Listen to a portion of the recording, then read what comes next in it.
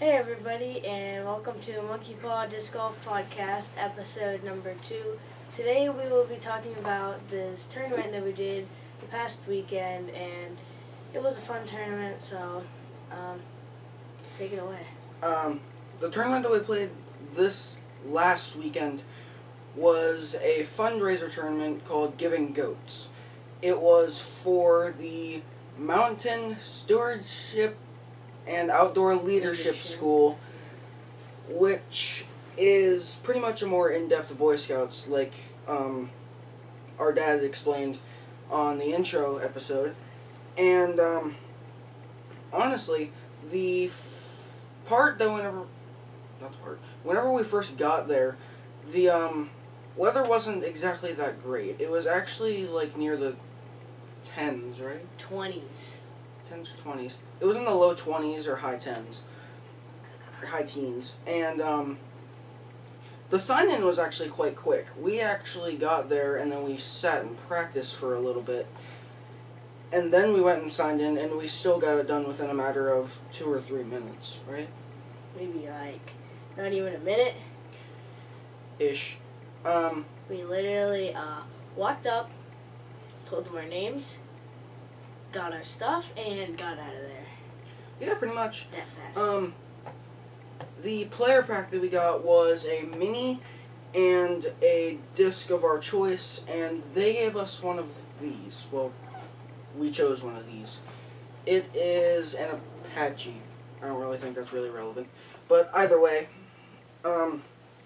this entire tournament was towards MountainSOL, and it was completely run by our good friend Nick Bicey, and I think his wife assisted as well. And I think everybody there was being a really good sport. In fact, everybody there was being a great sport. I mean, there were some parts where it was just a little bit iffy, but other than that, it was a fairly good tournament. Whenever we actually got there, there was already a fire started, and that kind of helped because there were like little kids that were coming in trying to play disc golf in like 20-degree weather, which I was having difficulty doing because I hadn't played since November? Not even. October? Somewhere around that area. And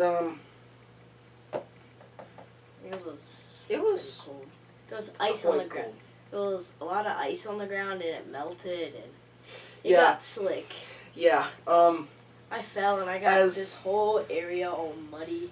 If Boyce McCoy is watching, or Zach Kirk, you saw that I slid from the top of the hill almost all the way down to hole 9, and I don't know how old I even stayed up, but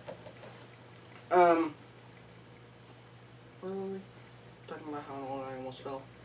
Mm-hmm. And then, so, as the round progressed, it actually started warming up, which was good for some of the younger kids.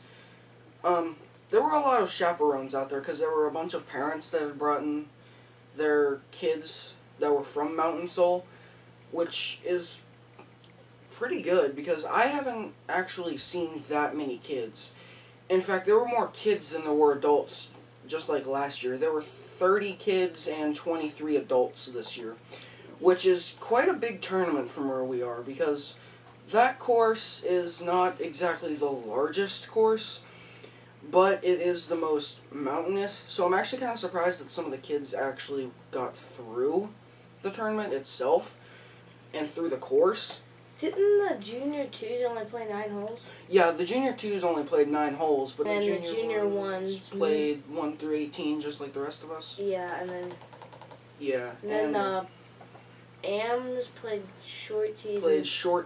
And then Pro and Advanced, and then they played long tees. Yeah, Open and Advanced played. It was pretty funny. Before the round started, they said if you see a pro teeing off or putting or something, just give them a big round of applause as they're putting or teeing off. It was funny. Um, Let's so talk about did you our- play with anybody from MountainSOL?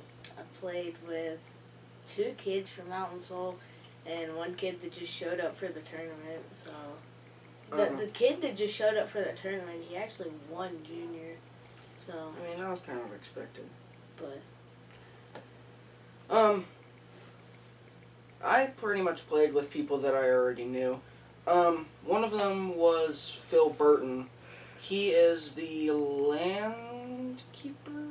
He takes care of one of the courses in Fairmont, the Seth Burton Memorial Disc Golf Complex, which has actually 2 courses, Orange Crush and then Seth Burton Memorial itself.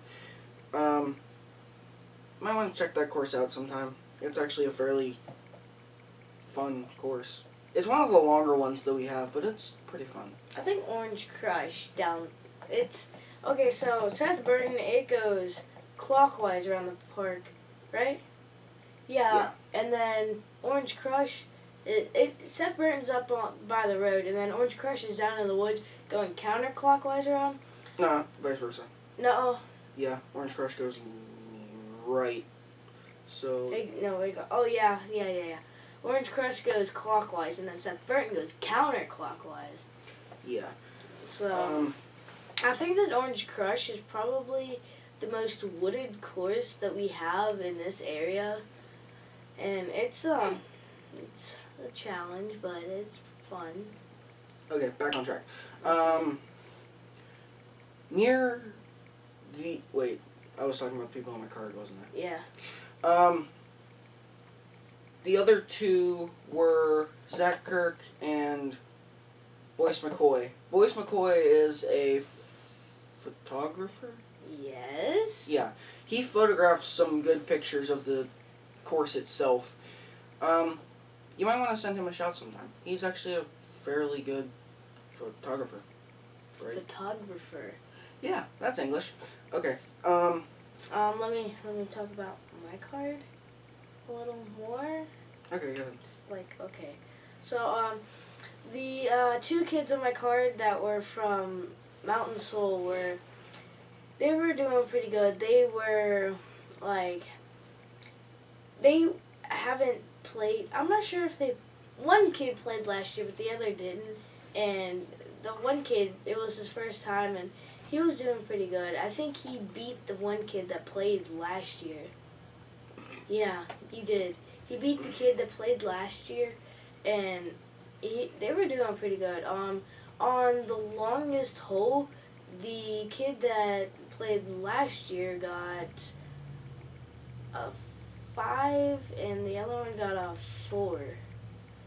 So I think that they'll be pretty good if they keep on playing disc golf into the future. So yeah, how was your round?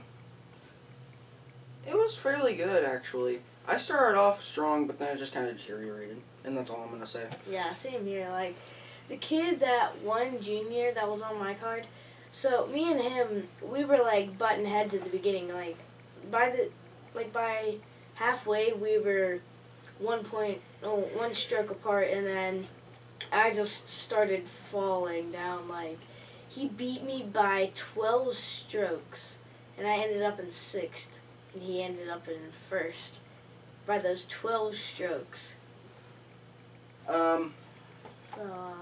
Near the end of the tournament itself, we actually got lunch. MountainSOL provided lunch for us. Was it MountainSOL? It might have been Nick. Either way, the tournament provided lunch for us, and it contained a pita platter, chili, and chicken noodle soup. It was fairly good. It was a really good lunch. And inside the actual place where all the food was just a little cabin at Dorsey's Knob itself. So they had a heater in there, so in case anybody got really cold, then they could go in there and warm up. Because the back door was closed, but the front door was open. Yeah. It was open. Okay, so, and then the awards themselves actually came quite quickly. It took half an hour to get through 4 divisions of trophies and prizes, which actually kind of surprised me because there were a lot of people there. Because what was it? Junior 1 was the first 10. Junior Junior 2 was the first. Junior 2 was the top 10. 10. Junior 1 was the top 6, which was lucky for AM me. was the top 5, and Open was the top 4. Top 5. AM and Open were all top 5. Okay. They were both top 5. So And within half an hour, we got all those awards handed out, and we were already leaving the course, which actually kind of surprised me. Then Getting out of there that quick was actually quite impressive. I don't think I've ever seen, like, out of West Virginia, I don't think I've ever seen any TDs actually handle a junior-based fundraiser tournament that good. I think that's about it. Yeah, but Nick, he was pretty good with it. He literally just got the awards done real quick and let us go home. So I think that'll be all, and Hope you guys enjoyed the second episode of the podcast. hopefully you guys watched the first one just so you can know us and see who we are, and Meet our dad and our brother. yeah, but I think that's all. So see you all next time on Monkey Paw Disc Golf Podcast.